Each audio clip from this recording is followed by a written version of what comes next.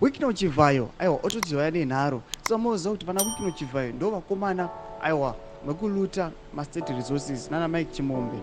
Tinoona kuti pane nhau inobuda pano saka moziva kuti advocate Fadzai Maire ndiye munhu ari kuexposa madeals ese achinyatsa Fadzai Maire haatombonyari haatombotyi. Tinoona kuti Wikino Chivhayo aichithreatena Fadzai Maire saka maina mashoko abuda achogwana Wikino Chivhayo pahendo pake notobva subscribe like otra on the bell icon. Wikino Chivhayo anoposta this picture ramuri kuona muvidhio iro ramuri kuona kuti aiwa mahainas ari ine track anobva anyora achiti me when I finally decide to deal with this Chipombe called Fadzai Maire once and for all every day Wikino Chivhayo this that ndomusira bereko machambers kwake achangamuke angazofunga kuti handina backup. Ndo mashoko andakwana Wikino Chivhayo apa tikuona mashoko aWikino Chivhayo anyatsoratidza kuti aiwa aneta naFadzai Maire.